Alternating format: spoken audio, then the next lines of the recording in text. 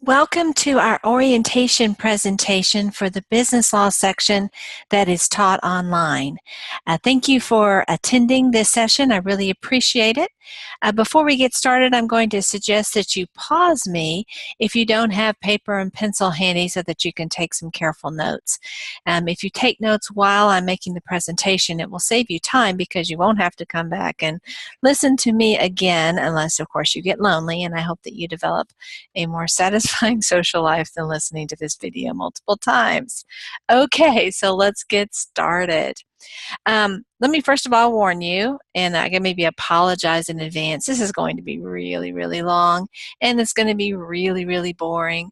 So have a snack, take a break, pause me when it's almost too much to bear, and also pause me if you find that I'm talking too fast and you need to kind of catch up with me with your note-taking, or go in reverse. Do whatever works for you to get through this. Don't feel like you ought to do it in one setting. If I were you, I would definitely space this out. I'm going to give you a couple of highlights, and I'm going to talk about these topics in more details, but just kind of getting you prepped for it. There are two big things in this course that are different probably than other courses that you've taken, even if you've taken online courses at Collin College. And the two big differences are that we're using a tool called Connect. Connect is I think, a lot of fun to use. That's my opinion. I could be wrong. I recognize maybe not everyone's in 100% agreement, but it's what we're using. And so I'm going to spend some time talking about how you get into Connect. But the most important thing you need to know about Connect right now is that you have to buy the Collin College custom edition of this textbook at Collin College.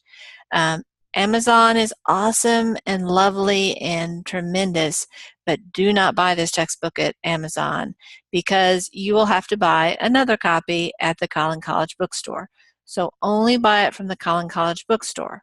Also, only buy it new from the Collin College bookstore because you need to get the access number from I think it's the back flap of the textbook. It might be the front flap. I can't remember right now. But either way, if you buy a used copy, it may be that code has already been used.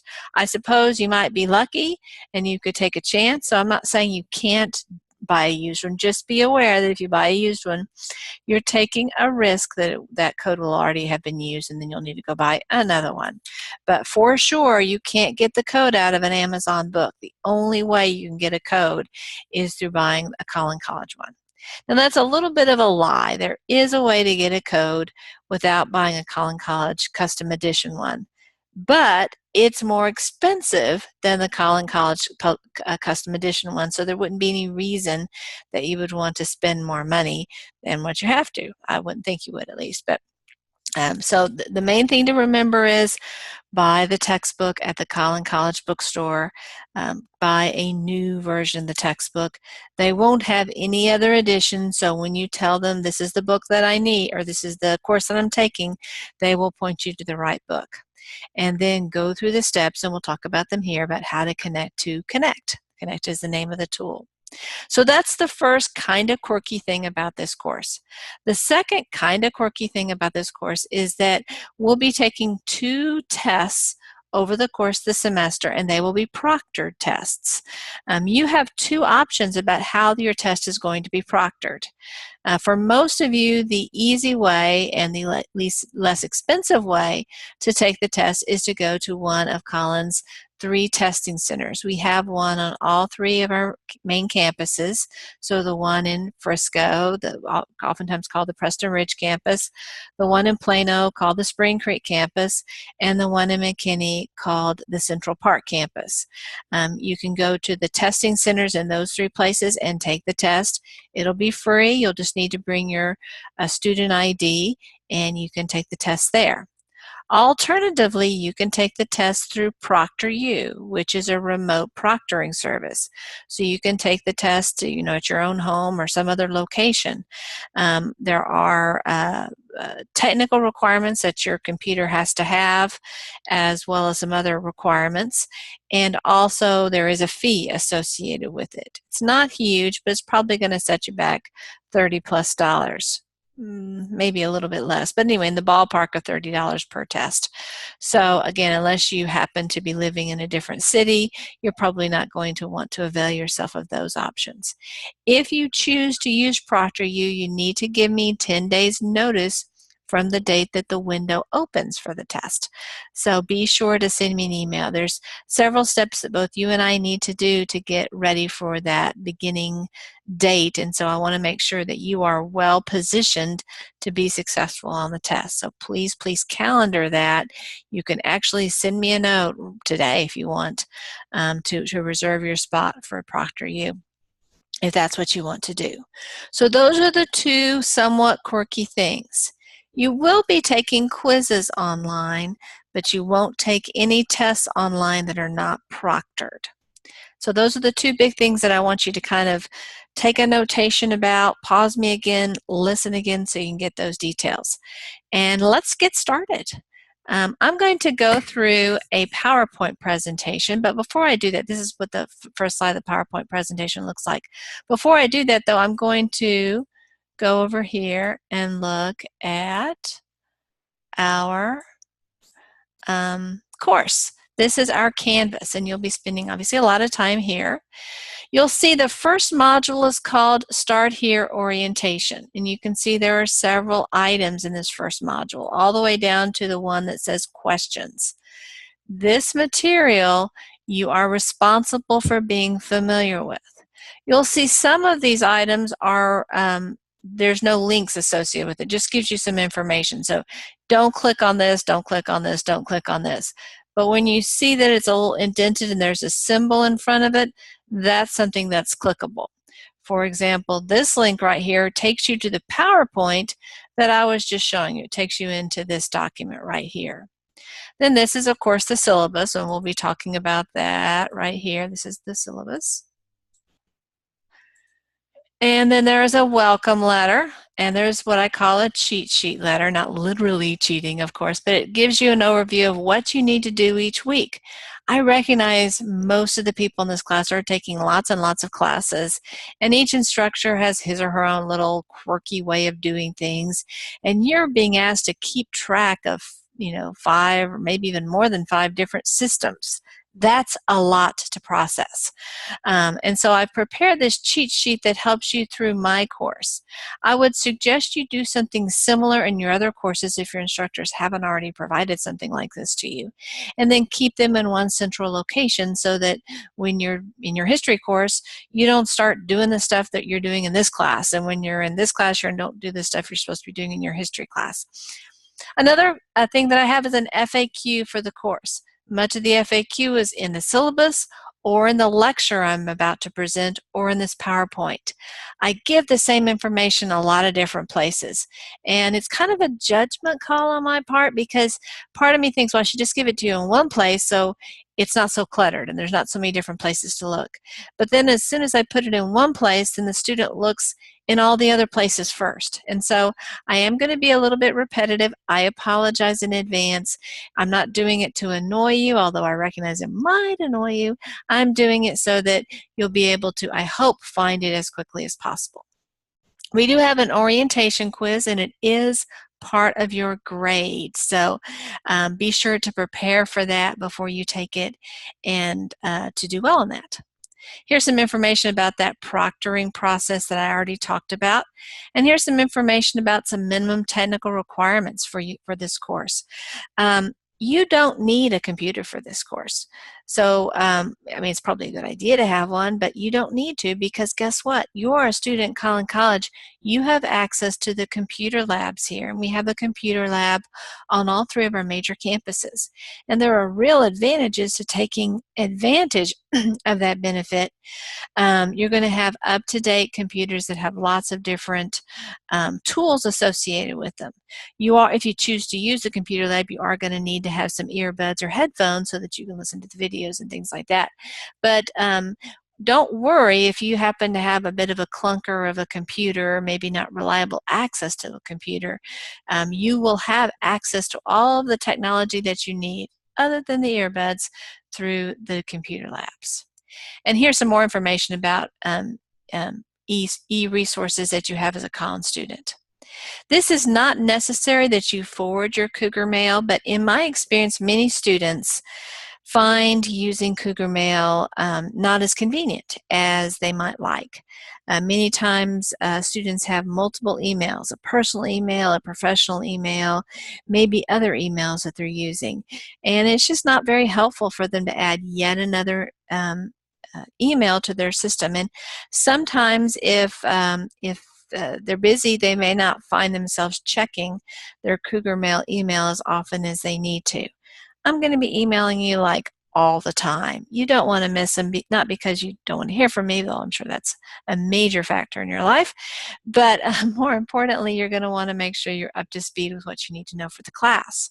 So how do you do that? Well, of course, one approach would be to routinely check your Cougar Mail, and certainly that'll work. But another way you can approach that is by forwarding your Cougar Mail email to your, quote, real email. The neat thing about that is that you don't have to check Cougar Mail. The things that I or anyone sent to you via Cougar Mail will magically pop up on your personal email.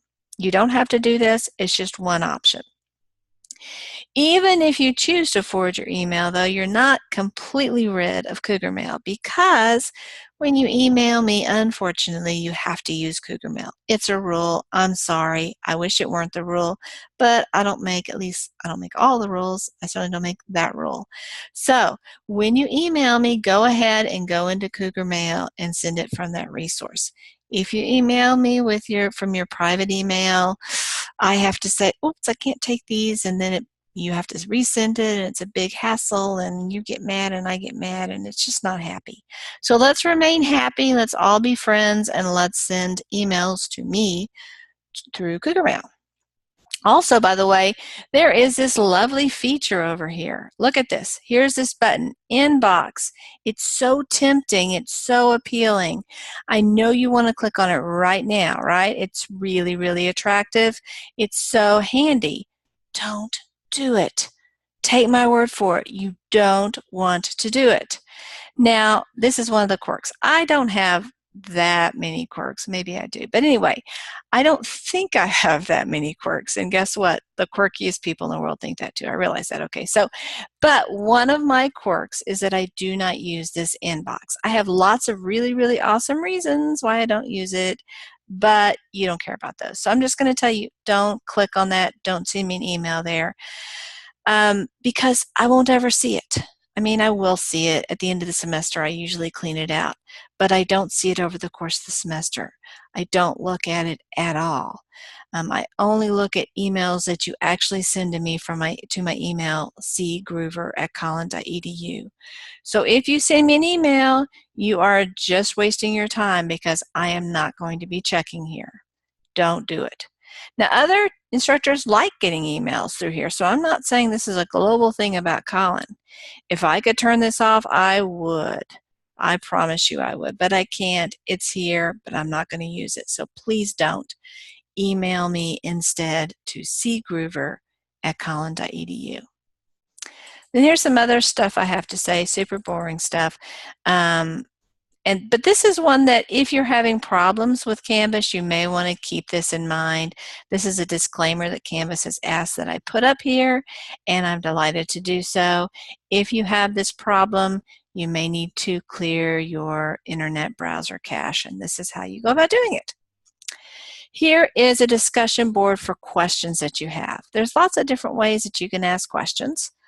One way would be to come see me during my office hours, which we'll talk about in a few minutes. Another way would be to send me an email message.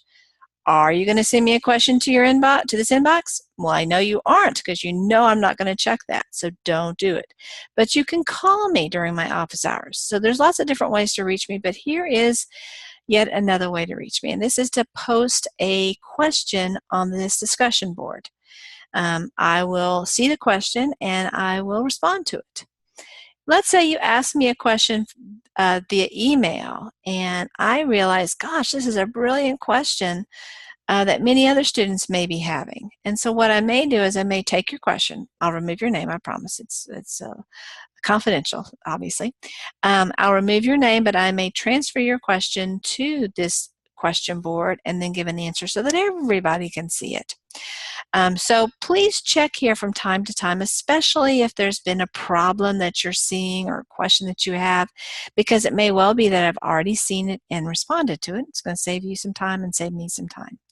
So this is a good resource for you to know. Just remember that the discussions board for the questions is in the Start Here orientation folder. Okay, so this is an overview of the Start Here place, and you can see there's lots of resources. Don't be a stranger here. You are going to want to refer to cheat sheet. You are going to want to refer to the syllabus. You are going to want to get information about proctored exams. There's lots of stuff in orientation that you are going to want to revisit. So check this out from time to time. See, what are you missing? What's going to make your life easier? Because these tools, I hope, will do that. That's my goal. I didn't write all this stuff up just because I'm a lonely old woman. I mean, I might be a little old, but I'm not that lonely. Okay, let's move on. Here is some information about how to connect to Connect. Haha, you see that? Clever, right? Okay, so I'm going to click on this. It says Getting Started with McGraw-Hill Connect. McGraw-Hill is a publisher of our textbook, and it has this super duper awesome resource called Connect. And Connect is where you will do your assignments and your quizzes and what I'm calling a reading activity. McGraw-Hill calls it LearnSmart. Not thrilled with the name, but it is what it is. So 45% of your grade is stuff that you're going to do on Connect. It's a big deal in your life, so get to know Connect. And you have a pretty, well, let me just check here. For this particular semester, well, actually, typically you have about 2 weeks to get your textbook and to start getting assignments done. But you'll want to check your syllabus to make sure that you have, what the date is that you have to have it. McGraw-Hill has traditionally allowed students to sign up for Connect for about 2 weeks for free, and then once they figured out their financing, go ahead and transfer their account over to a paid account. So that gives you kind of a 2-week grace period to buy your textbook. The textbook is relatively inexpensive for textbooks, especially given the fact that you're getting this tool. We have negotiated with McGraw-Hill pretty rigorously to get a significantly reduced price. We did that through a couple of mechanisms. The first is that in your custom edition of the McGraw-Hill textbook, you only have about a half of the chapters in the overall textbook. The textbook is really designed for a year-long course, 2 semesters. Obviously, this is just 1 semester, so it's about half the book. We also were able to negotiate a reduced price because our book is a softcover book as opposed to a hardback book. Those 2 factors save you well over 50% of the price of the book. Because we have so many different sections of this course, we were able to also get McGraw-Hill to give us this Connect resource. McGraw-Hill will sell the Connect resource independently of the book. The only issue is that actually it's cheaper to buy the McGraw-Hill password for Connect when it's coupled with the custom textbook than just to buy it on its own. Our custom textbook costs, in the 80s. The Connect password is significantly more than that, over $100, I believe. So even if somehow or another you inherited an older edition of the book or you've already bought it, even if that's the case, it's still advantageous for you to go to the Collin College bookstore and buy the custom edition so that you can get the best price around on the Connect password. So here I'm not going to click on this because I actually have already pulled up the resource that shows you how to pair. So let's assume that you've already bought your custom edition of the textbook. And so we can see here, let me just make this a bit bigger.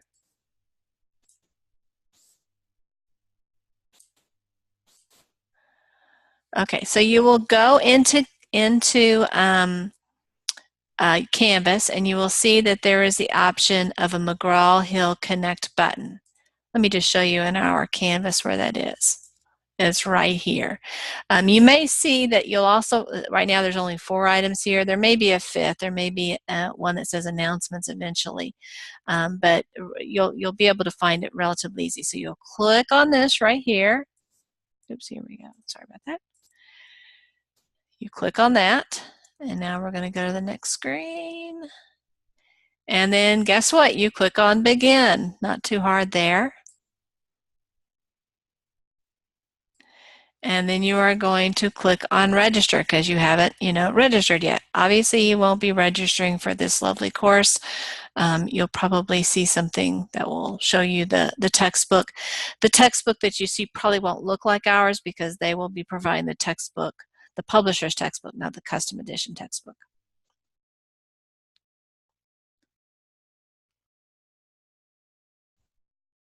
Actually, I guess right here, there. Yeah, here we go. You're going to add your email. So you're going to use your Cougar Mail. So it typically is your first initial, your last name. You can try this. Here we go. Okay.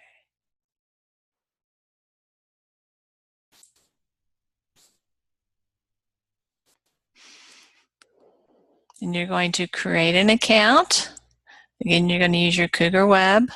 You'll come up with a password. That's your choice, of course. I won't be able to help you with the password. And then you'll come up with some name. You may want to use some kind of question that they will give you to have a security information. Again, that's between you and the publisher. And when you're ready, obviously click complete my registration. And now you can go to connect.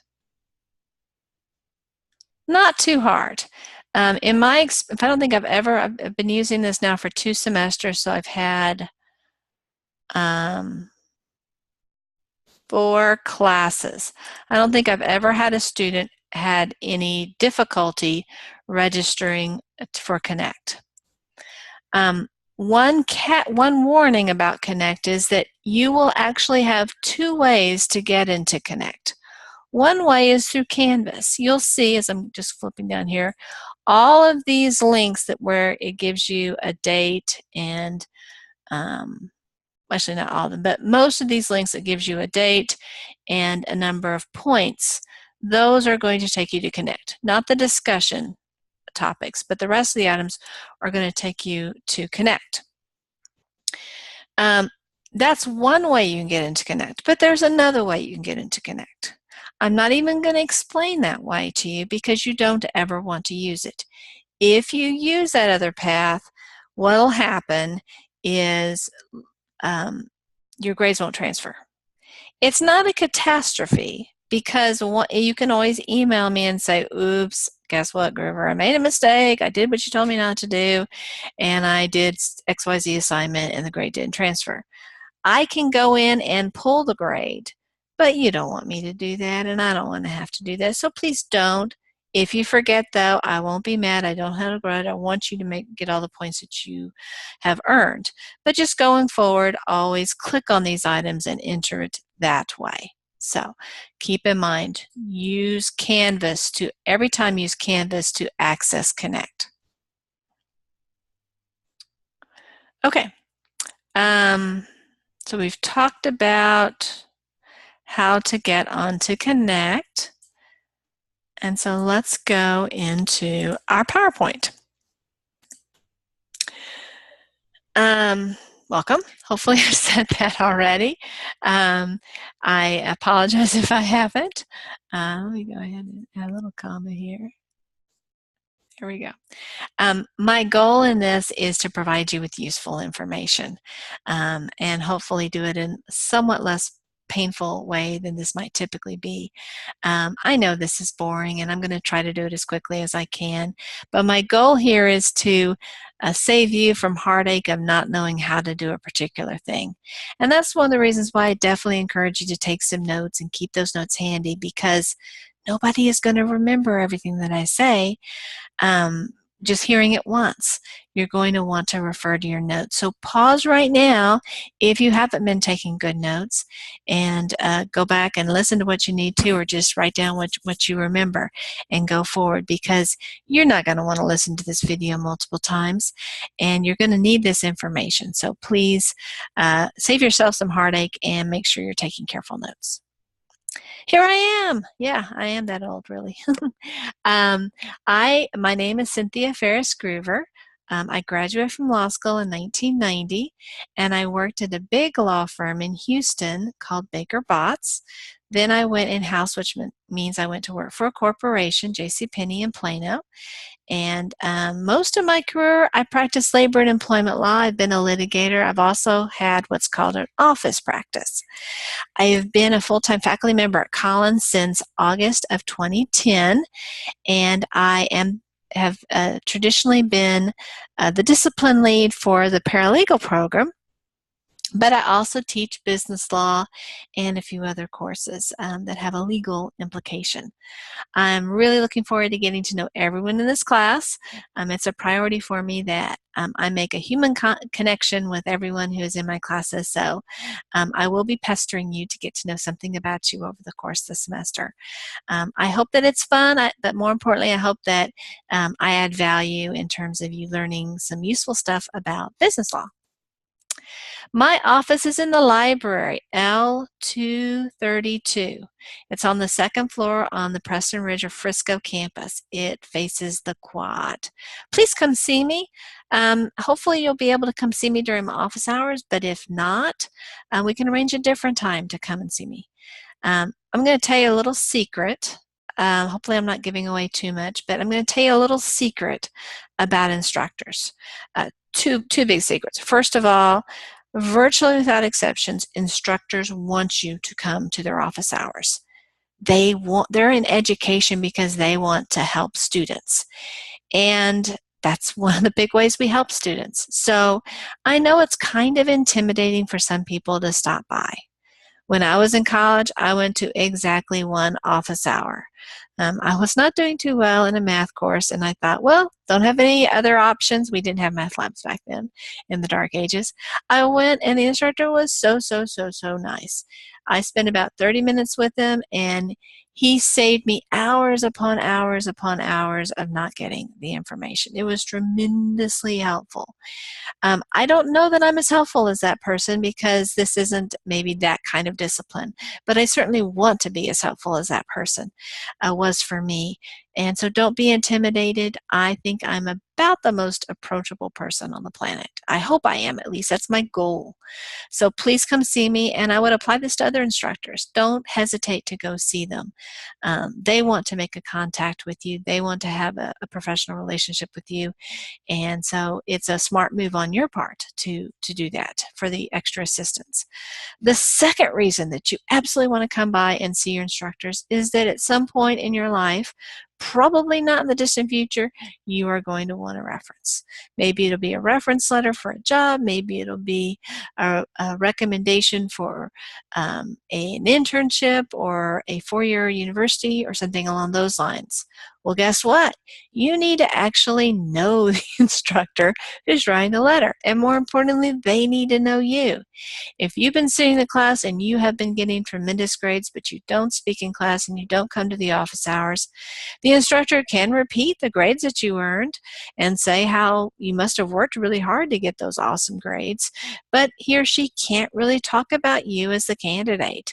And that's what you need. That's what the purpose of that recommendation letter is. And so the way that you get that recommendation letter to have some meat to it is by developing a relationship with the instructor. And really the easiest way of doing that is by coming to the instructor's office hours. I encourage you to pick, if you're taking 5 courses, to pick at least 3 of your instructors and just stop by their office hours relatively early in the semester. It might just be a 5-minute drop-off. Hey, Professor Bob, I'm here. Wanted to introduce myself to you. I'm taking your online course, Biology 101.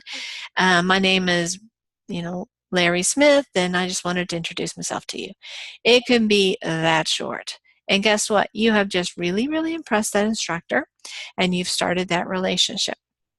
I hope that you'll do that with me, but if I'm not one of the ones you select, I hope you have a good start with some other instructor. Okay.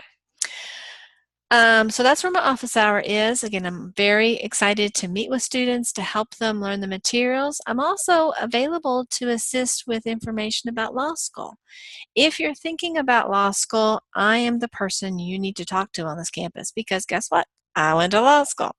And I am also obviously being a practicing attorney, so I can let you know what that process is like, what the steps that you should be taking now to get yourself to that finish line. If you're thinking about maybe being an attorney isn't right for you, but you'd like to think about becoming a paralegal, guess what? I'm the person for that too. I can tell you about the paralegal career track as well, tell you how to get involved in that, and what the employment rates are, what the wages are, all that good statistical information that you need to make smart choices about your career and your goals. If you are seeking a job either as an attorney or paralegal, I'm also a very good resource for helps on resumes. Now, resume writing is a very industry-specific set of tools, and so I may not be the best person to help you with a resume if you are an accounting major or you are a marketing major or something like that. I can give you some hopefully good advice, but it'd be better to go to see an instructor in your particular discipline. But if you are thinking about a legal career, I am the go-to person for that. Always check your syllabus to see when my office hours are each term. But again, if those times don't work for you, we can work out some other time that would be convenient. We already talked about the required textbook. You need to get a new edition of it, and you need to buy it from the Collin College bookstore, and you will need to use that access code. This is the name of the textbook, Dynamic Business Law. The edition number may change over time. The copy that you will get, the custom copy, will have chapters 1 through 14, excluding chapter 4 and possibly chapter 2. And it will have also chapters 21, 24, and 25.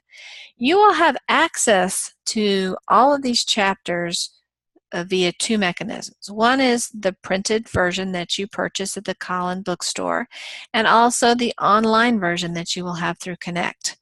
It is possible that that for chapter 2,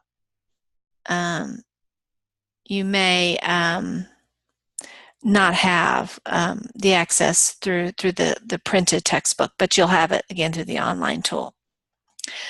So for the vast majority, you will have it.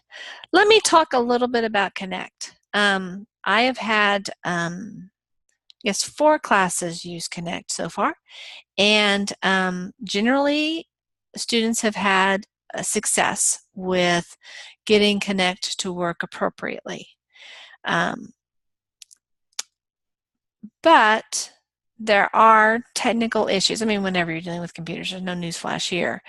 You have to, let's look at all the different systems that have to work. Cougar Web has to work.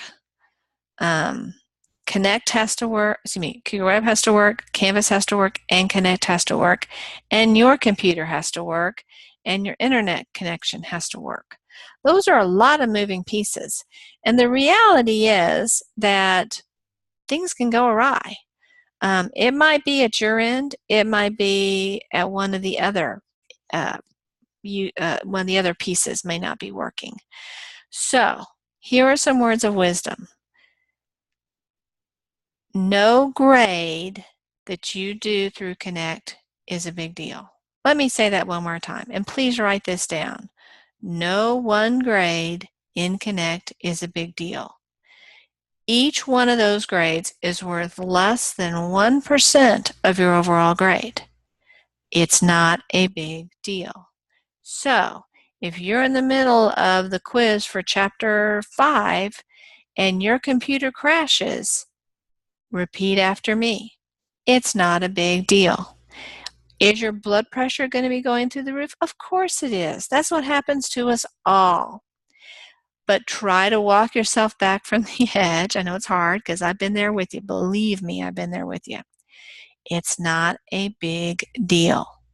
It'll probably happen to you at some point. There are some strategies I'm going to talk about that will reduce the likelihood of it happening, but you know what? Life happens. And so keep in mind a sense of perspective. No one assignment is going to affect whether I get an A or B or a C or a D. It's not relevant. Now, if you are finding that your internet connection at home isn't reliable or your computer seems to be crashing a lot, then yeah, you probably are going to want to go to the computer lab or use a more reliable computer. But one incident of it crashing is not going to affect your grade. The second time it happens, especially if it's still very early in the semester, then that's time for you to start thinking about, maybe I need to use the computer lab. But even then, maybe you've lost 1.5 points of your grade. Not a big deal. Repeat after me. 2 grades, 2 Connect grades are not, missing 2 Connect grades are not a big deal. It's hard to believe that at that time, but it really, really, really is true. Okay, so let's talk about the 3 categories of Connect grades that we'll be using. I'm just going to break from here and go over to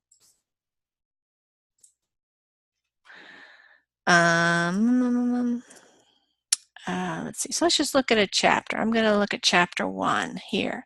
This first item, and this will be the one that is right below the heading for the module, you'll see it says Textbook LearnSmart Activity. This is the reading activity. And there will be one item underneath this heading. This is worth 15 points. The neat thing about this is, and this is really why Colin decided to go with this particular product, is that it is designed to help you become a better textbook reader. It's designed to help you learn as you read. Study after study indicates that we learn much better when we are challenged with that knowledge or asked to show mastery of the knowledge as we're doing a particular task. It's called active learning versus passive learning. Reading is, for the most part, a passive activity. You can spend a lot of hours reading material and not much may stick. But if you are asking yourself questions or somebody else is asking you questions, then in an hour of active learning, you may learn more than 2 or 3 hours of passive learning. So my mantra is spend less time learning, but learn smarter. Learn smarter, not longer, I guess is what I say. So the neat thing about this is that it's going to ask you questions as you read, and it's going to help you kind of see connections between things. The other neat thing about this assignment is that everybody gets 15 points. I mean, if you miss a question, it'll ask you the question again. And so eventually, by process of elimination, you'll get it right. So there really isn't any reason to ever get less than 15 points. It's not timed. You have in fact, the only reason not to get 15 points is if you don't do the assignment or you run out of time before with respect to the due date. But you can take as long as you want on this assignment. Most students have no trouble at all getting 15 points on this assignment. The not so cool thing about this assignment is that it can take time. There are several questions, and it's an activity that you're going to be reading and doing the assignment. Some students find it takes even an hour to complete this. But again, this is time that you're spending preparing to do the assignments and preparing to take the quiz and preparing for later tests. So it's really a studying time, not just an assignment time. I encourage you while you're doing this to take notes. It's important to take notes because, again, it's that active learning process. So if you have a bad internet connection or Canvas has a hiccup or Connect has a hiccup, no worries with this because you can resume the activity whenever you want. The only issue here is you don't want to get past the deadline for the assignment. So assuming that you start this, we'll say at least 24 hours before the due date, nothing can go wrong no matter what problems happen along the way. That's the first category of things that you're going to do in Connect. Now let's go down here to the section that says discussion boards, assignments, and quiz. The first thing is the discussion board. That has nothing to do with Connect. That's something that I've developed. Then let's go down to the next one. Actually, this particular chapter is 2 discussion boards. It's the only chapter that has 2. Okay, then this is the assignment. This has some similarities to the LearnSmart activity, but it doesn't have all similarities. This is unlimited in terms of time, but you only have one shot at the correct answer. So if you clicked A and the answer was B, you aren't going to get points for that. So it is very possible, and in fact probable, that you will miss some points on these. Virtually everybody misses, some points on these. Maybe not every single week, but more often than not, you will miss some questions. That's okay. Life happens. That's part of the learning process. And I know you know this, but let me just say this so I can feel like I've said this. We learn when we make mistakes. That's part of that process. So when you encounter a problem and you say, I'm not sure what the answer is, hopefully that light bulb goes off in your head and says, this is when the magic happens. This is why I'm here. This is why I'm in college, to learn this thing that I don't know. And so that's the exciting moment, hopefully, for you. You have an unlimited amount of time to complete this, but if you click on A and the answer is B, then yes, you will not get the point. Now, again, if you have some technical problems, sometimes maybe your system will say that you've submitted the assignment when you haven't. It can happen, or at least students have told me it can happen. Got to always take that with a grain of salt, but I'm going to assume that what they're saying is correct. Are you going to panic? Why, no, you aren't, because you know that no one Canvas grade is going to affect your final grade. So it's frustrating, of course, but is it going to affect your grade? Why, no, Professor Groover, it's not, because each one of these activities is worth less than 1% of my grade. Okay, just repeat that to yourself. The last item is a quiz. The quiz is, by the way, obviously these 2 items are open book. The quiz is closed book. But you know what? I'm not going to be in your home when you're taking this quiz, and it's going to be unproctored. So how do I know that you're not looking up the answers? I won't be there. And the reality is that there will be people, certainly not you, because you are a very honest and ethical person, but there will be other people who might be tempted ever so slightly to look up answers in their textbook. I don't want to be the source of temptation for people. So what I've done is I have put a time limit on it. You have 15 questions to answer in 10 minutes. That's more than enough time. You'll probably answer it in about 7 or 8 minutes. But it's not so much time that you can look up all the answers in the book.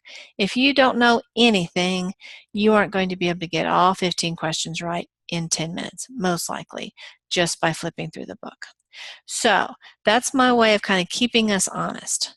You have 10 minutes to take it, and obviously you have one shot at it. Now, some students have test anxiety, or perhaps they have a learning difference and they find that they need more time to complete quizzes. Again, these first 2 things are unlimited amounts of time. But if you feel like you would not excel in a 10-minute quiz, whether you have a learning difference or you're an access student or whatever your circumstances are, no worries. I am delighted to make the quiz available to you at the testing center. The process by which you'll go through for that is this. You need to come to my office hours. If you aren't local, then you'll need to call and we'll talk about the process. I like to meet with folks just so we can make sure everybody knows what the process is going to be like when you take quizzes in the testing center. It's not designed to be punitive. I just don't want there to be any miscommunications. It's about a 5-minute meeting, not a big deal. Okay, so you'll come to see me, and then from that point on, you will take your quizzes in the testing center. The time will be unlimited, but you'll be in the testing center, so you won't be able to cheat. And so I don't care how many minutes you take on it. I've only had one student take me up on this offer to take quizzes in the testing center. Before she took the quizzes online, when she took about half the quizzes online, and then she decided to take the quizzes in the testing center. Her grades actually fell a little bit. They were roughly the same, but they actually fell a little bit when she took the tests in the testing center. But every student might be different, and so if you find that you are an especially slow reader or something along those lines, you might find that taking the test in the testing center is a good option for you. I am absolutely delighted to make that available for you.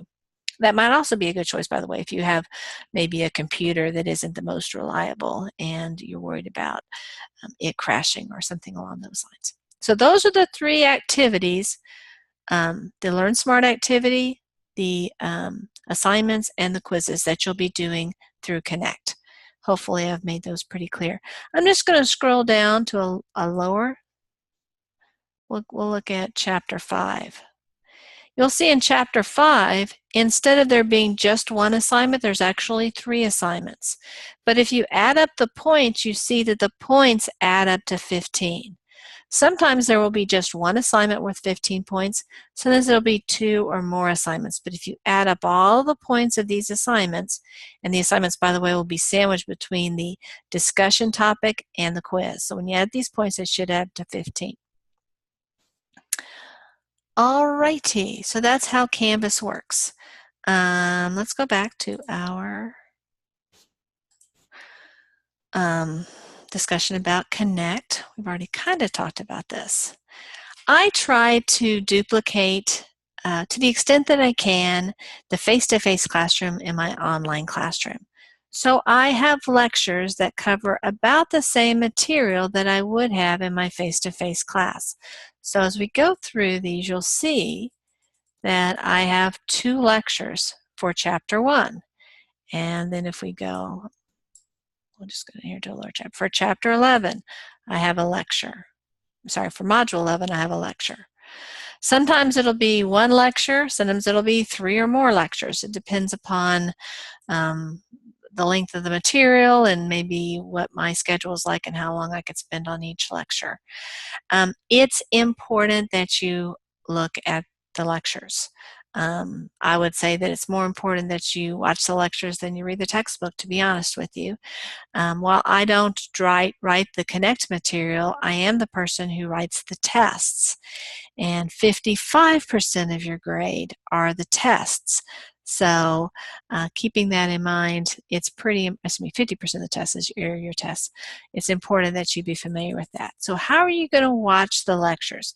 Let me just briefly put on one of the lectures so you can see what that's like. I'll pick a lecture. We'll say, do this one right here. Wait a second, I clicked on the wrong thing. Sorry about that. I meant to click on the lecture. So I'm going to click on the first lecture for Chapter 9.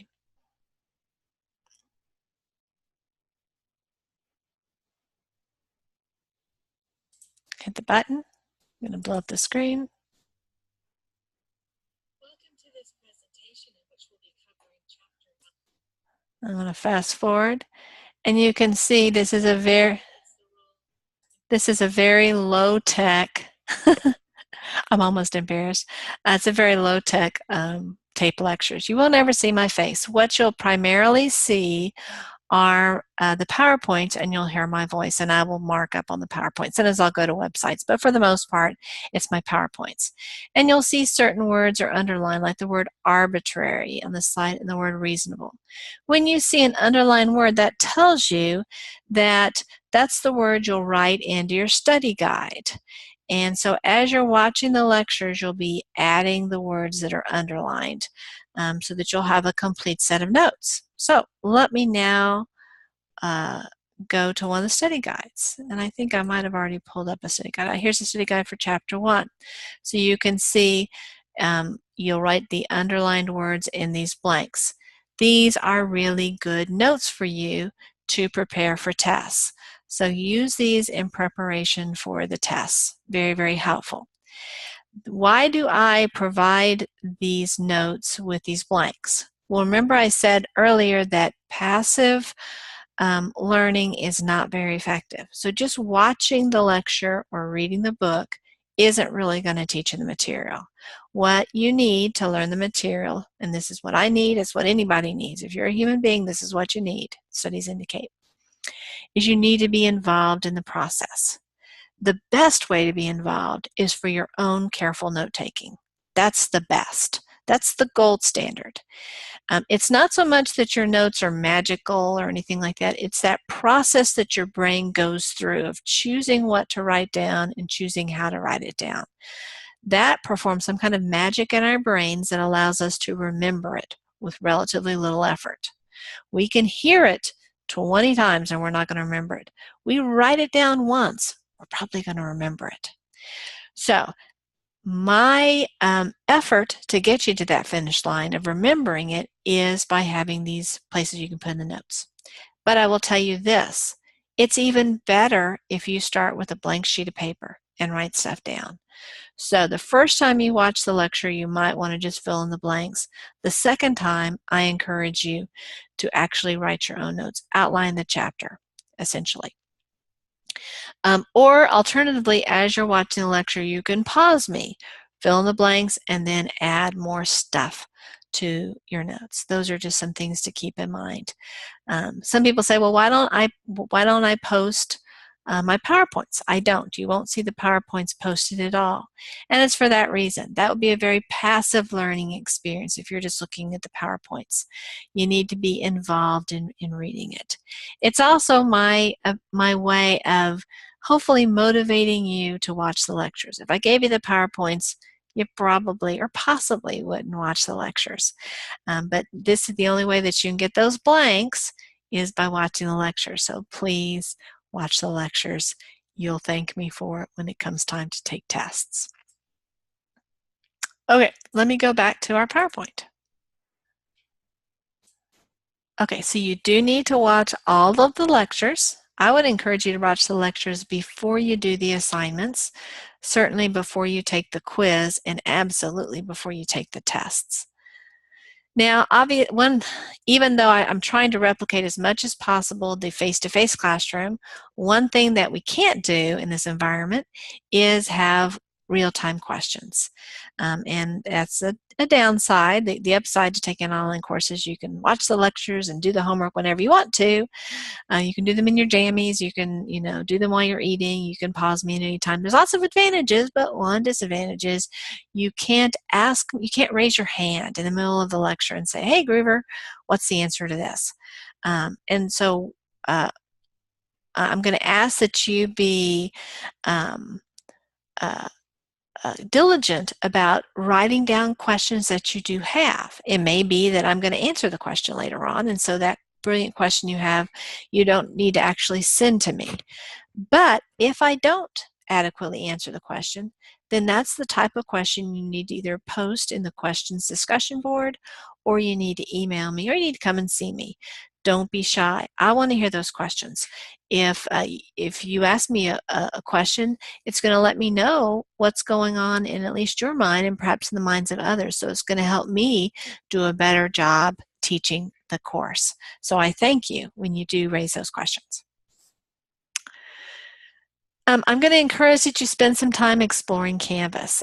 This Canvas course, I've devoted a fairly significant amount of time planning out in a way that I hope is really user-friendly, but no two brains are exactly the same, and what makes sense to me may not completely make sense to you. So one way to kind of help address those issues is to explore. Now, the one thing I will say is you don't want to explore into a quiz until you're ready to take it, because that 10-minute clock starts ticking. You don't have to do the courses in chronological order. I've established in the syllabus weeks where they're due, and certainly the assignments you have to complete by the due date, but you can work ahead. You could, in theory, complete all the material other than the midterm and the final exam well before the end of the semester. Let's say you find out that you've gotten a job and you don't want to continue taking this coursework during it. Well, you worked ahead. You can be done as quickly as you can go through the material. Everything is there. Everything is available to you right now. And if for some reason you wanted to take the midterm and the final examination early, I'd be glad to facilitate that. So you can always work early. I don't accept late work, so you can't do stuff late. And that's something to keep in mind. It makes sense in this program to work ahead because none of us knows when we're going to get sick or when we have a crisis at work. We don't always know when another course might suddenly become more demanding. Because I allow the flexibility of working early and I have everything laid out for you from the very beginning, I'm not going to be able to give you extensions of time. So please don't expect, and please don't ask, hey, can I have more time? You know, this or that happened. I'm not going to be in a position to grant that for you. And let me talk a little bit about why I don't. When I first started teaching at Collin, I did grant, when we were taking tests or whatever, I did grant students the ability to take tests late if they provided documentation. But I quickly learned that many students, unfortunately, don't have access to health care. And so asking them to provide a doctor's note might cost them $100 or more. And many times the illness they had might have been completely legitimate, but it wasn't the type of thing that they necessarily needed to go see the doctor about. Perhaps they had had a case of food poisoning and they were really, really awfully sick for 24 hours, but now they're perfectly fine. Doesn't really make sense to go to the doctor at that point. And yet for them to make up that test, I would require the doctor's note. Other students who had health insurance might not be that sick, but they know that they can, for a $25 copay, get a note from a doctor. I mean, we've all been to a doctor. We know it's really, really easy to get a note that excuses our absence. And so what was happening in my classes is there were some students who had a very legitimate reason for missing the test, but they weren't able to prove it to me. When other students had the documentation, but maybe they really weren't that sick. And so the whole documentation route didn't make a lot of sense. I could say, well, you don't need any evidence in order to take a test late, but then that would mean that everybody would be taking the test late. And so that didn't make sense either. So what I did was I said, I'm just not going to allow late tests. It's not that I don't believe you. It's not that I don't think you have a really good reason for being late or not being able to do it then. What I'm going to do is give you all the opportunities in the world to complete that assignment or take that test before the due date.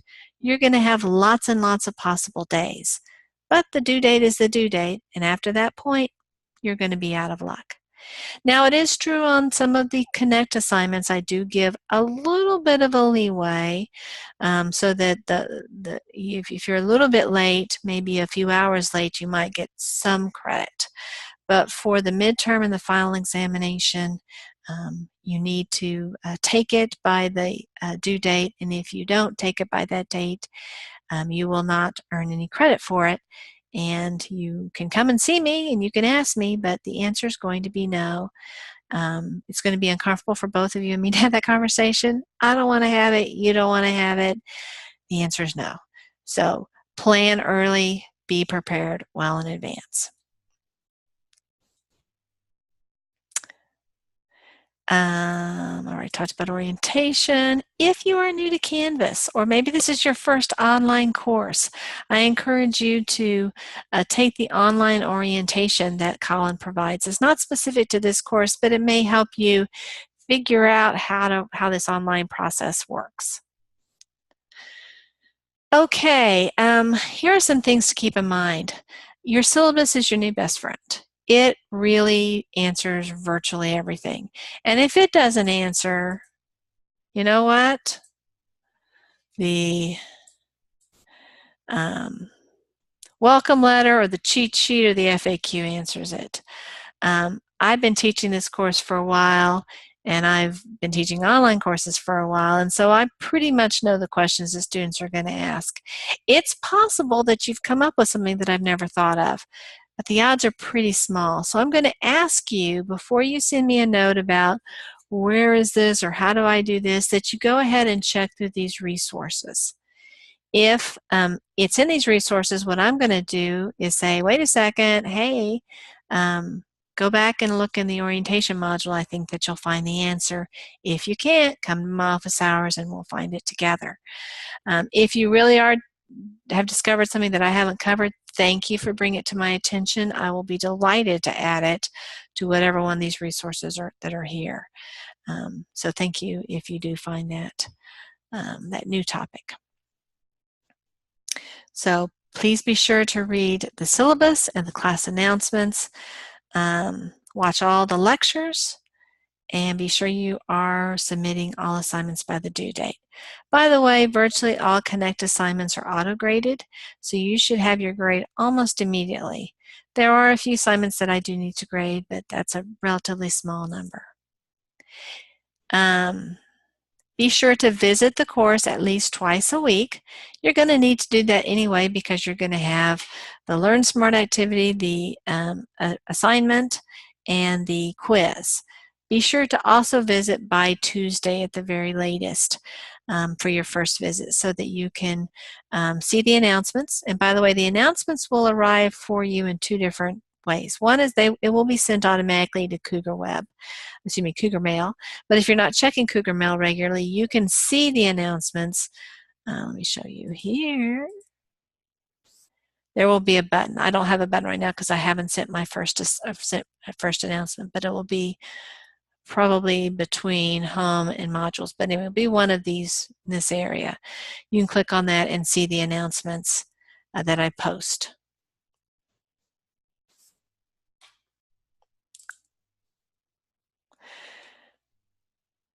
Okay, you'll need to make for the discussion board, you'll need to make 2 posts each week. Your first post, your substantive post, your post that has to be at least 100 words, you need to post by noon on Saturday. Your reply post you have up until 11:59 p.m. on Sunday night.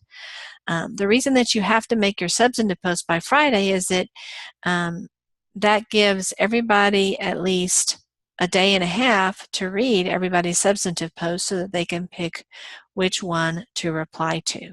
So everybody has to reply. If you make an awesome substantive post but don't make it by this deadline, I will grade it, but you won't get all the points.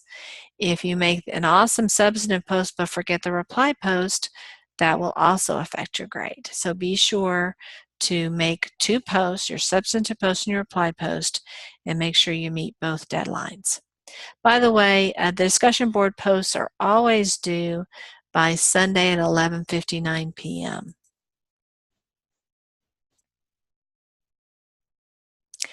I don't repeat or remind about deadlines. I don't do that because they're very obvious in Canvas. And I also don't because that's not the real world. In the real world, guess what? You're responsible for calendaring the due dates. So I'm going to suggest that you pause me right now and get out whatever day planner that you use and write in all of the due dates for the assignments so that you'll have them in one handy place. The due dates aren't going to shift. And so once you have them down, you can count on those being the due dates going forward. So pause me now. And when you're ready, click to restart me. I will, in my announcements, give you useful information about the materials that we're covering and other important facts, but I won't be going over due dates. Exigent circumstances, pretty big word. Sometimes things happen and you want to bring them to my attention. Keeping in mind, I'm not going to fret about you missing a Connect assignment because of a computer problem or something like that. Again, one Connect assignment isn't going to affect your grade. But if something has really happened and you want me to be aware of it, you certainly can share that with me. I am really, really not interested in computer problems, other than knowing that or helping you know that there's that computer lab. I'm not going to say that it's impossible that you can have computer problems in the computer lab because computer problems could be, with Cougar Web or Canvas or Connect. So that's not a 100% solution.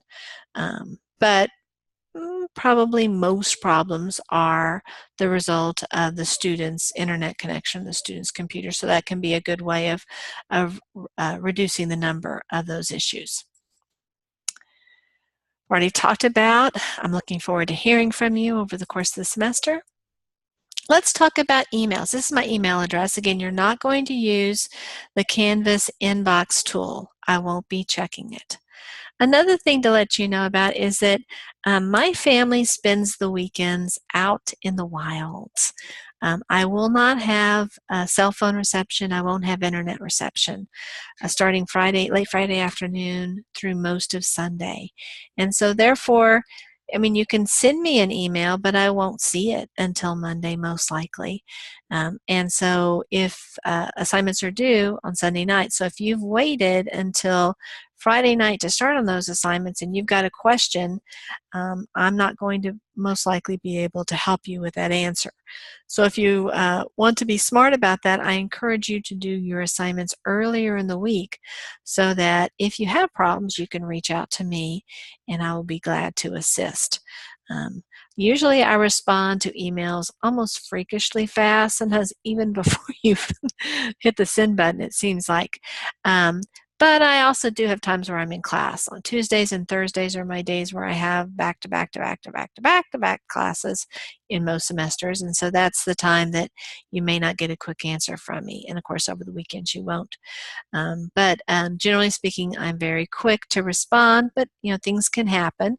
And so if you haven't heard from me within 24 hours and it's not on a weekend, you may want to resend. Perhaps it got somehow deleted, or you mistyped my name, or who knows what happened. But anyway, I usually like to respond within 24 hours, and so if I haven't, it probably means I think I've responded, and I've already checked it off my list of things to do.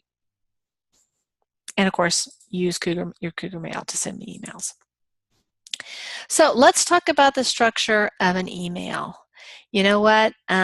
Most people in this class will not decide to become a legal professional. And the information that we cover in this course is still very, very useful for you as a business person. But the one thing that I hope that you leave this course knowing is how to write a professional email. I get, I would say it's fair to say, dozens a week from students. And very few of those are professionally written. In a way, that's not a big deal. But my guess is that when students send me an email, that's the same approach that they're planning to use when they are employed. And that is the kiss of death to your career. If students send to their boss or to their potential employer the same types of emails they send to me, they are committing career hara-kiri. Not a good idea. So this might be the most important slide of the entire course about how to write a professional email. And please come see me if you have questions about this. The first thing you want to do is think very carefully about your subject line. The thing that you're looking for in your subject line is really twofold. Number one, you want to let the recipient know why you're sending the email. In a class situation, you're going to want to include this information. You're going to want to include the name of the course. I mean, it could be the BUSI 2301, or you could write business law. And you're going to want to include the section. I can't tell you how many emails I get that start, "I'm in your class." Well, gosh, I teach usually 7 classes. That's not that helpful for me to know. And it's not even that helpful for you to tell me I'm in business law, because I oftentimes teach 3 or 4 sections of that.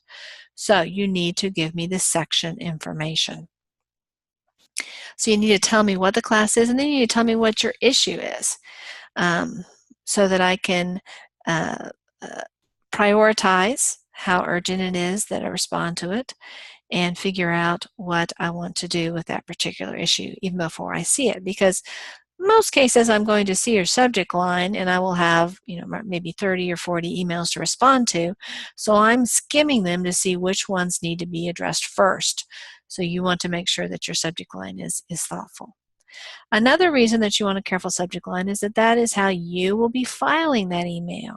Obviously, when you're done with it, you're going to put it into a folder, and you want to make sure it's, you don't have to reread it to know which folder it's going to go to. Well, guess what? I have that same process too. So I'm going to have to put that in a particular appropriate folder.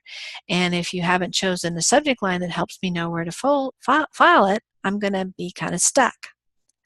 The next thing is you're going to want to greet the recipient. This is an effective way. Dear Professor Groover. And of course, you're going to use a colon because this is a business. We're not best friends. This is a business communication. You always use a colon when we're doing business communications. It's not hi.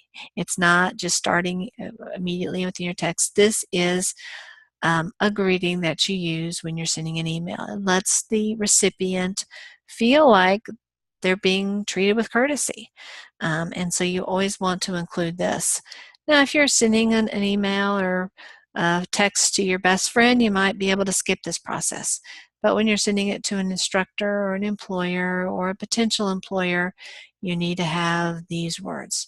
Dear Dr. Green, dear Miss Smith, whatever it is. And then you go into your explanation of why you're sending this email, what you want to have happen. Obviously, you want to write incomplete sentences. You don't want there to be any typos or misspelled words. This isn't a grammar class, but you don't want to have grammatical errors to the extent that you can avoid them. And then you'll want to have a concluding. I think sincerely is a good choice. Sincerely, comma, Bob Smith would be effective if your name is Bob Smith, obviously. And you'll want to include your contact information. Let's say you sent this from your personal email. I don't want you to send it to you from your personal email because I'm not supposed to receive it. But let's say you did it. Well, for sure, you will need to include your Cougar mail in the below, so I know how to send you a Cougar mail saying, hey, you can't send it from your personal email. So be sure to include your contact information there. Please don't attempt to send emails to instructors or employers or potential employers from smartphones because it's very difficult to meet these standards in a smartphone. You're going to want to compose your email.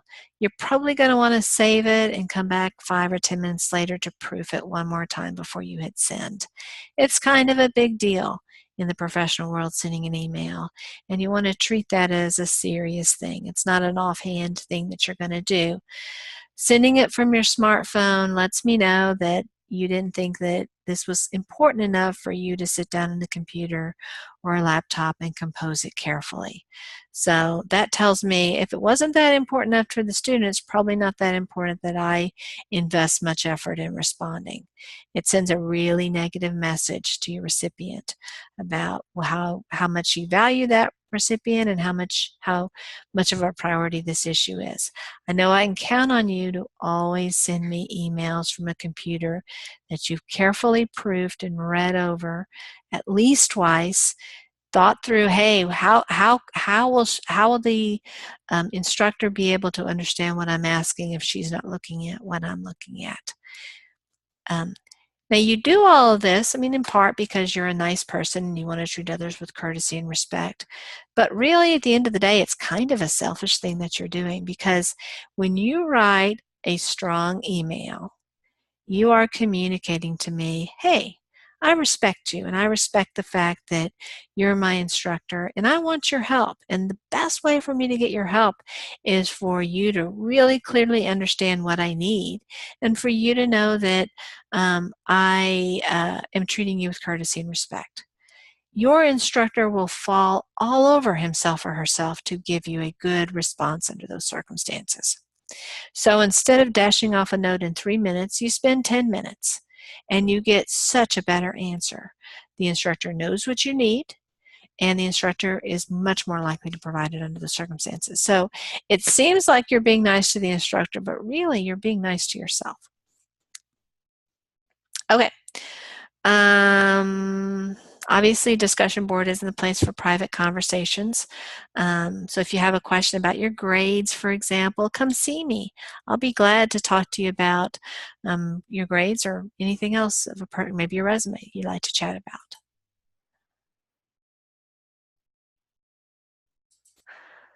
Let's see. This is usually not an issue, but when you are posting, obviously you need to be professional. No profanity, including abbreviations. No off-color content. The rule of thumb I like to apply is it language or content you would share with your grandmother or your religious leader or your current boss? If you would share with all three of those people, it's probably safe to share on the discussion board. Also keep in mind that there may be content that may offend others. This is not a political course. I understand that some courses there may be a lively political debate. This is about the law. Law certainly can be a controversial subject, but that's not what our focus is on. So you may have very strongly held political or legal views. Those are awesome, wonderful, congratulations. And I'm not even saying that you can't share those, but you need to fall all over yourself, making sure that you are treating other people with courtesy and respect. Just because someone doesn't share your views, as amazing as they are, doesn't mean they're a bad person, and certainly doesn't mean that they are not entitled to respect and courtesy. I don't at all expect this to be an issue, but if somebody does step over the line, then I will have to report that to the Dean of Students. Don't, of course, use all caps, and of course, proofread all of your postings. Make sure that you have complete sentences, no typos, no weird abbreviations, all the appropriate punctuation before you send it, so it makes sense to everybody. We've already talked about, I've changed this, this is now questions, not, so think about this as questions. That's where I'll make postings. Change that name, I apologize. I'll go back and change the PowerPoint so it'll be this correct term. Here's a breakdown of the points. Your orientation quiz is worth 1%. That's really just to motivate you to participate. It's an easy 1% of your grade. Class participation, which is the discussion board, is worth 5% of your grade. The Connect assignments, again, for each chapter there will be at least one, but some will be broken down into subparts. Those are worth a total of 15%. The chapter quizzes are 15%, and the LearnSmart activities are worth 15%. In combination, this is worth 45%. The midterm is worth 20%, and the final examination, which is cumulative, meaning it covers the whole course, is worth 29%. All of this is listed in the syllabus. One thing that I don't do is I don't set up Canvas to calculate your grade. Canvas will attempt to calculate your grade, but it is nonsense. So let's repeat after me. Canvas cannot calculate my grade. You can see that Canvas has everything being worth 0%. It will not calculate my grade. So if you see somewhere that it's attempting to calculate your grade, it can't do it. It won't do it. You have all the information that you need to calculate your grade because you have the equation right here. But please, please, please don't rely upon Canvas. The reason, by the way, that I don't set up Canvas to calculate grades is that the way I calculate grades, the equation that I use is pretty complex. And Canvas, it's very cumbersome, perhaps impossible to set it up. In the past, I have set it up so it's pretty close to how I do it, but then I'll get questions from students and people get stressed about it. And so I've decided just not to set up Canvas. That way you can see, wait a second, no way can Canvas calculate my grade appropriately. I'm going to have to refer to the equation to do that. And if you'd like to come to my office hours, I'll show you how to calculate your grade. I'd be glad to work through the math with you. This is a summary of what I have under that cheat sheet section. Here are the things that you'll want to do. You'll want to read the chapter as you're doing the LearnSmart activity. Then you're going to want to watch the video lecture or lectures and fill in the study guide as you're watching the lecture. Also take additional notes. In many chapters, will provide other videos. Let me show you what those look like. They're the activities. Most of them, let's pick a chapter. We'll do chapter 7. Some of those, well, these don't have it, but these are videos. They don't have any date associated with it, but sometimes they will have a date. Let me just go down here and find, here we go. In Module 8, you can see that this is a video. This is also videos. They don't look like videos, but they're acting like they're assignments, but they're really not assignments. You can see it's worth 0 points. But this material in here is fair game for tests, so you do need to watch it. You may think, gosh, this is a lot of videos. Most of these are like 3 minutes long. There's not a lot of time on these videos, so be sure to watch all of these items in here. They probably won't be they certainly won't be part of the LearnSmart activity. They probably won't be covered in the assignments and the quiz, but they are fair game for the tests. Then, again, you'll want to go to the questions discussion board and ask any questions that you have about the material, or again, you can just send your questions directly to me. You'll want to participate in the discussion board. Again, you'll need to do 2 of those, one at least 100 words, another at least 40 words. Remember also to include your word count in both of these. I do take off if you don't have your word count. I also check it. If you're a couple words off, no biggie, but if you say there's 105 and there's really only 79, not good. That's an academic dishonesty issue. If you say there's 102 and there's really only 98, okay, so you miscounted, no biggie. And by the way, you can put your text into, say, Word and just ask Word to count the number of words, Microsoft Word, to get that. So that's a tool. You don't have to manually count the words. You'll want to complete the assignments. Again, if you encounter a question, just cut and paste your question in, not the question itself, but if it's an assignment question, then you'll want to put that in an email to me, but you're welcome to cut and paste the question and put it in an email to me, and we can talk about that question in more detail. I'm not going to tell you the answer, but I will be glad to assist you with the material. And then finally, take the chapter quiz. Again, a reminder, don't try to submit late homework assignments. About the midpoint of the semester, you'll have the opportunity to take the midterm examination. Typically, I have it be open for about a week.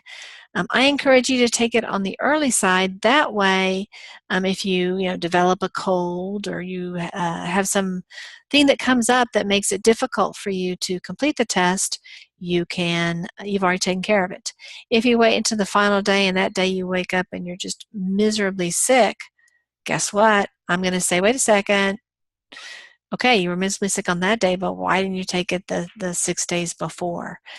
So that's not going to be something that's going to fly. Again, you can take it through a Collins Testing Center or through ProctorU, but if you're going to use ProctorU, you need to give me 10 days before the beginning period of time for that midterm. And I'll walk you through that process. And you may not be sure that you want to use ProctorU. No worries, still reach out to me and I will give you more information about ProctorU at that time. Similar deal with the final examination. You'll have about a week.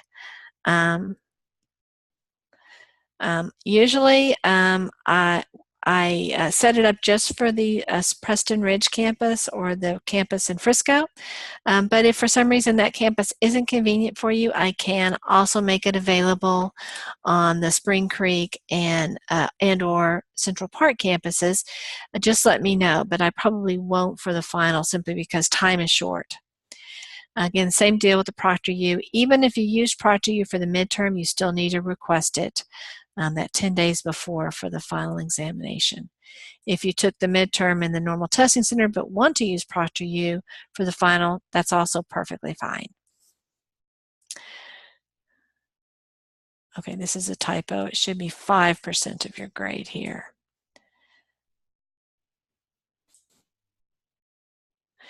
The discussion board is an easy way to make points. I'm looking to award points, assuming that you respond to the prompts and give thoughtful questions, thoughtful answers. I am not looking to take away points, assuming that you make your 2 posts by the deadline, you include your word count, and you genuinely respond to the posts. That can be a good way to buttress up your grade a bit.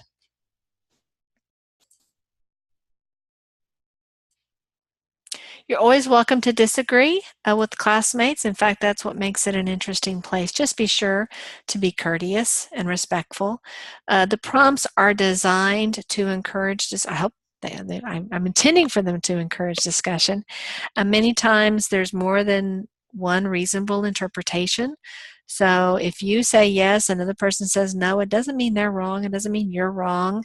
It's designed to motivate a lively discussion.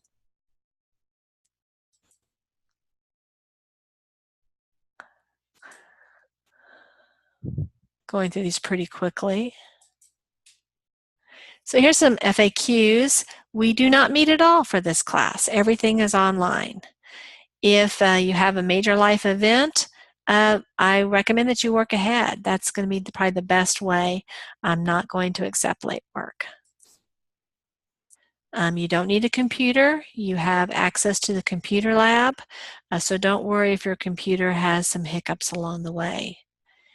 For this class, I am glad to give feedback. For the Connect tools, there really isn't feedback directly available. Let's say, though, that you got a 10 out of 15 and you're not sure which questions you missed. Just please come to my office hours and I'll be glad to pull it up and we can spend some time talking about what you missed and why you missed it. For the integrity of the questions, I'm not able to make them generally available because guess what? We use the same questions in many cases from semester to semester. So I'm glad to let you see the questions. You'll just need to come by my office hours and we'll open up your file and we can go over those questions and what the correct answers might be. As I said before, there is no assignment that will affect your GPA, even one letter grade. Certainly tests can, so be sure to take both the midterm and the final examination. But do not worry excessively about not doing well on one quiz or even 2 quizzes or 2 assignments. They're not a big deal. It's one of the reasons why I have so many of these, so that no one assignment or quiz will be significant. Over the course of the semester, most students miss some chapter. Some miss more than one chapter. That's not an unusual thing. I do offer a extra credit chapter, so you can do that if you would like.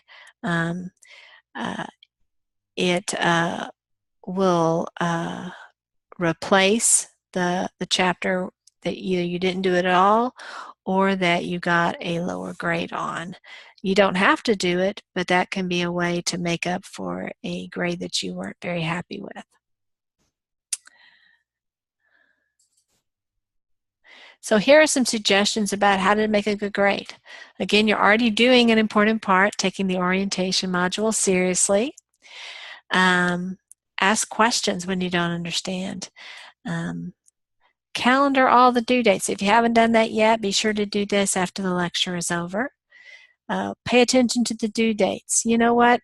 Even if you don't do the best on every assignment, submitting the assignments can be really helpful to your GPA, even if you're only getting 2/3 of the questions right. Those add up and will make a difference overall. Be sure to not forget about the discussion board. Watch the lectures and come see me when you have questions. Mainly, though, enjoy the course. I hope that you enjoyed the subject matter and that you find the resources helpful. It's certainly my intent. This information is very, very practical for business people to have.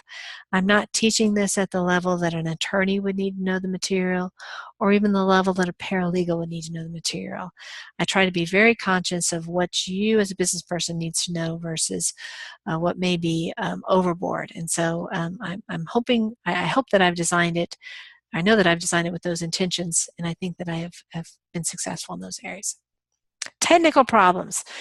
Okay, we all have them. They're all so frustrating. I get angry at my computer probably than anything else out there. The first thing to know is it's going to happen. I mean, you and I, it's at some point in the semester, you and I are going to have problems. It may not be in this class, but it may well be in this class. And so part of it is just accepting the fact there's going to be a technical problem. And then to reverse engineer it. How can I reduce the chances? Maybe I ought to work from not a laptop, but a PC that has a stable internet access that isn't Wi-Fi dependent. Maybe I need to use computer lab. Maybe I need to start the assignments well before the due date. Those are some strategies to reduce the chance. Most of the time, I won't be the one who's caused the problem, but I am by no means infallible. So if you think that I've caused a problem, obviously reach out to me. If I am, I'm going to apologize, and I'm going to try to fix it as soon as I can. If I'm not, I will hopefully point you in the direction that you may want to use. The e-learning center, which is the ELC, they are the folks who can really help you with technical problems. They have a lot more powers that they can do in terms of figuring out what might be going wrong with Canvas. One thing to think about is the browser that you're using. And so if you're having difficulties just going out of the browser, switching, if you're using Google Chrome, try Firefox or vice versa. I have found with Canvas that there are certain things that Firefox works better on. There are certain things that Google works better on. And so I will switch between the two depending upon what I need to do. The same is true for Cougar Web. Try using a different computer. Your computer may be working fine for many applications, but it may not have as up-to-date a software, or it may not have a sufficient memory, all those things, or maybe a sufficiently secure or stable internet connection. All those things can be problematic, and so using a computer lab computer can reduce the likelihood of those becoming problematic. Another thing is just having somebody else look at what you're seeing. I mean, it can be staring me right in the face and I'm not seeing that. That happens way too often for me. I've got egg all over my face when somebody says, Groover, it's right there. Oh yeah, I see it now. That may be what you're experiencing as well. And of course, content in the e-learning center. They're a tremendous resource, but they're not going to be on the job Sunday night at 11:35. So that's another reason to do your assignments early so that you can get the support that you need. I know that we'll have a great semester. I thank you for enrolling in the class. I'm really excited about spending this time with you. And let's just now spend a little bit of time looking at an example syllabus. Obviously, your syllabus might be different for your semester. The first page is kind of boring.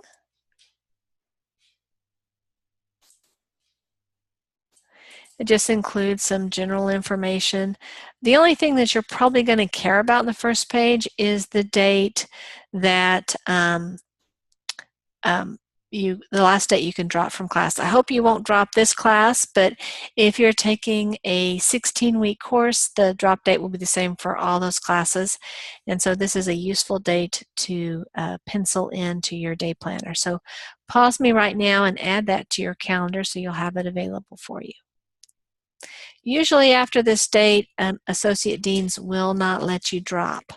You can ask, but that's usually pretty hard and fast rule there. The second page is actually maybe not the second page. This is just some technical requirement stuff. I put it in here, but honestly, you probably don't need to look at this. So we're up to the third page. This is where we, again, get to some stuff that you may want to know. Again, I recommend Firefox and Google Chrome.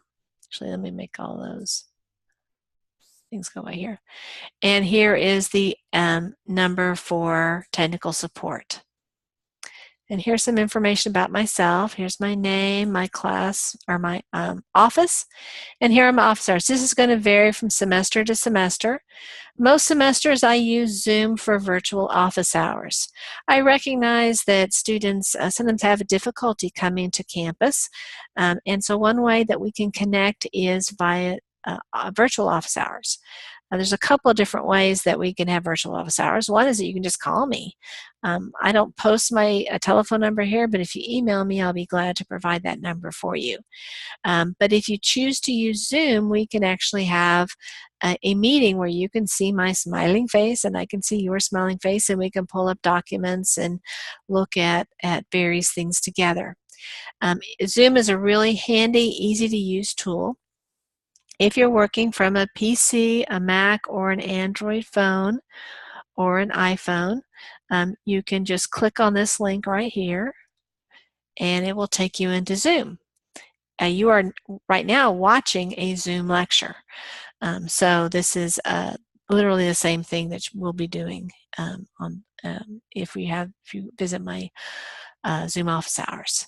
If you want to participate in Zoom office hours but you have some difficulty connecting, you can always email me, and I will see your email and we can figure out what's going on with the Zoom. But very rarely do people have difficulties with Zoom. It's very, very easy. I actually do my number here.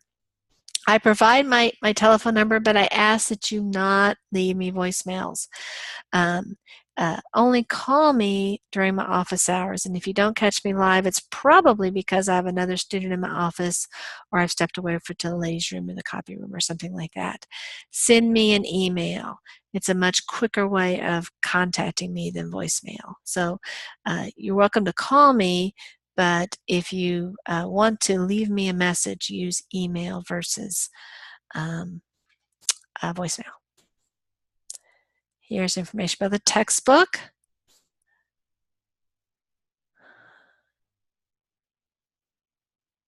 Here's that same breakdown of grades that we talked about earlier from the PowerPoint. We already discussed these aspects.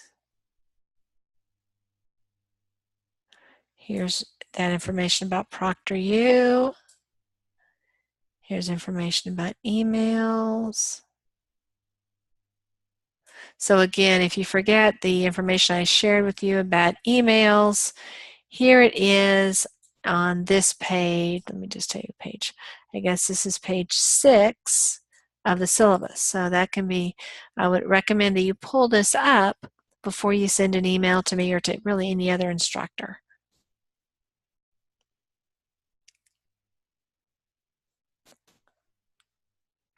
And here is our breakdown by week. Obviously your weeks will vary, but again, keep in mind you can work ahead. Don't feel limited about this. Just can't get behind. Okay, so that gives you an overview of our syllabus. Here's the frequently asked questions. That's also available in the module.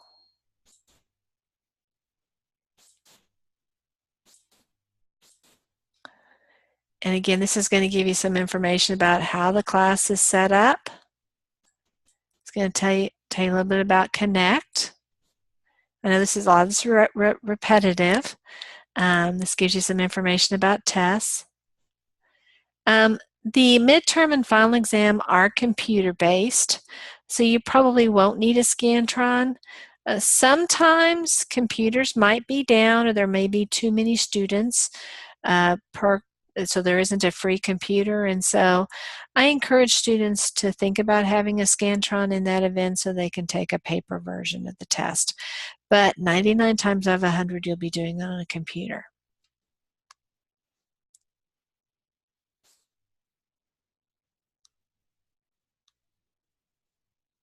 Here's more information about Connect. Here's information about those discussion boards. And here's information about how to ask questions. And again, please, please ask questions. I want to hear what's on your mind, what I can help with. extra credit. I do provide a fair number of extra credit opportunities in many semesters, not every semester. If you become aware of something that's happening at Collin or in the community that you think would make a good extra credit opportunity, feel free to send that to me. Obviously, I need to hear about it relatively early in the semester so that I can communicate it to folks. The last 2 or 3 weeks, I'm probably not going to approve extra credit possibilities that I haven't already made available to students. And again, here's some information about Canvas not working, things that you might want to do, different tools that might be available for you. Okay, so I think that we've covered what we knew. We've talked about that. We've gone through the PowerPoint. We've talked about the syllabus. Here's, by the way, a welcome letter that kind of goes through navigation.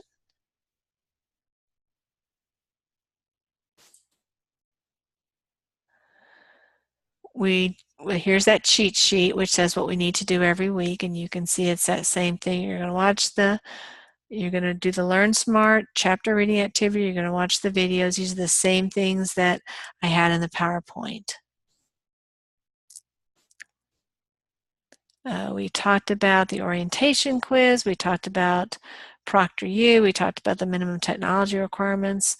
Here's some e-resources at Collin, things that you might want to take advantage of.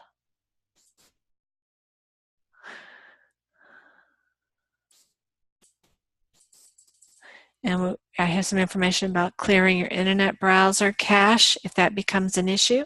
Again, here's that discussion board. Here's that PowerPoint about how to connect with Connect. And then here we have all of our modules. And I do have a module here for the midterm,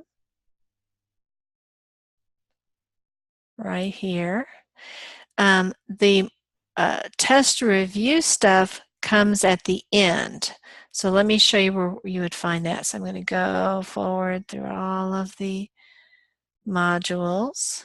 Our last module is module 15. By the way, we don't cover the chapters in the order that they appear in the textbook, so don't just start reading from it. The ordering of the chapters is pretty important. So below our last chapter module is where you will find the review materials. There's lots of review materials. I'm going to talk a little bit about Quizlet in a second, but you can see there's lots of materials about contract law, which is a big part of this course. Really, half of the course is about contract law. And I have a PowerPoint for you, and again, I'll have the Quizlet materials, which we'll talk about in a second. Then there's information about the format of the final examination.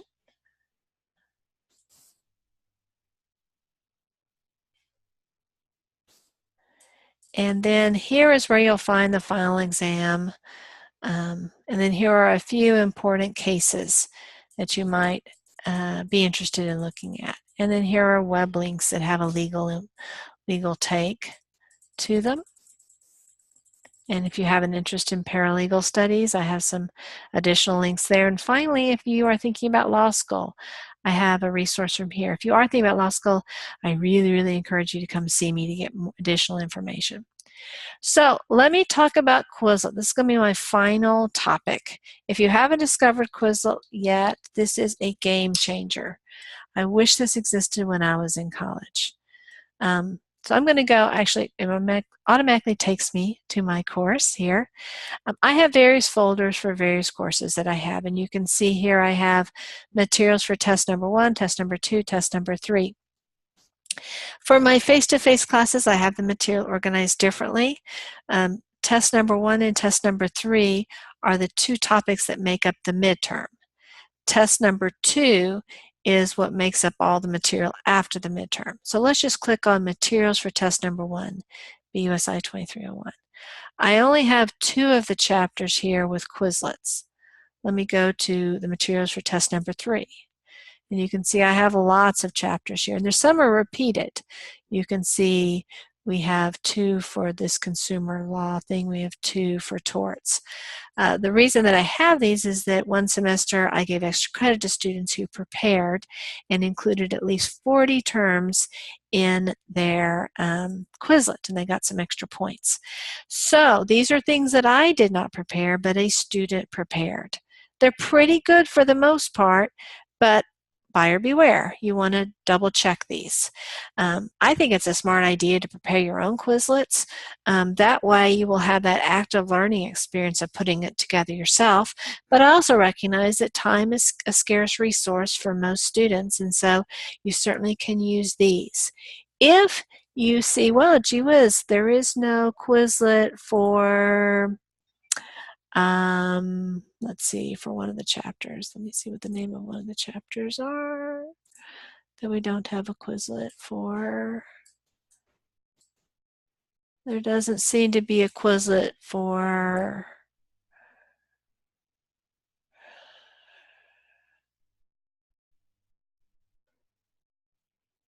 we'll say U.S. legal system.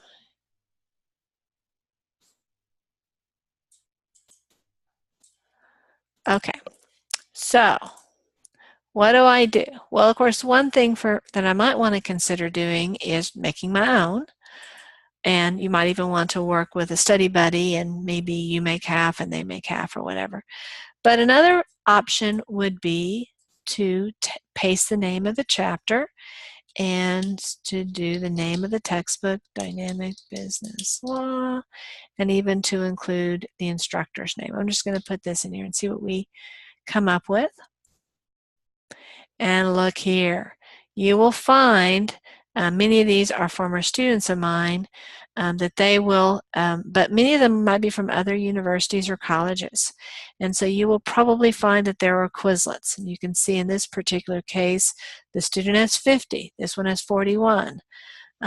So this can be a smart way of increasing your the number of Quizlets that you have available to you. So let's just look at one of these Quizlets here. I'm going to go back. We'll look at this one, Criminal Law and Business. I click on this, and here I am in the materials. While you can use all of these tools, the one that I think is most helpful is the test. So I recommend that you click on this. And then I recommend that you go down here to Options. And I recommend that you remove all options other than multiple choice, and you can either keep or make the true false go away, whichever one you want. And then I'm going to create a new test. When you do this, you are virtually giving yourself the test questions, because so many of my test questions are vocabulary based. So by doing this, you're going to put yourself in a good position. You can see here a set of ethical guidelines that urges us to consider human action affects the purpose of the action and how we view its morality. And then you will pick one of these 4 choices. And that will tell you which one you want to approach. So this can be a good way of preparing for tests. Again, it's active learning. You're doing stuff. It's not boring, and you will find that you retain the information a lot better. So the easiest way to get to those resources is to go near the bottom here and to go to the test reviews and information, which is right below the final chapter module, right below module 15. And click on Quizlet Study Materials for First Half of Midterm Topics. We'll go in here. Once you go to here, you're going to click on this up here. And it takes you right into these. Again, this is not a complete list. This won't prepare you for all of them. You can click on this and you can do the little games that they have or the little flashcards, whatever is easier. If you're in line at the grocery store, the flashcards might be the easiest thing to do. I'm not going to care about spelling, so don't worry about spelling. You're not going to have to write up answers, so that's not a thing that you need to worry about. So I think at this point we're ready to call it a day. I know we've spent a lot of time together. I hope this has been helpful for you. I appreciate your attention. Again, I look forward to meeting you as the semester progresses. Thanks for your attention and have a wonderful day.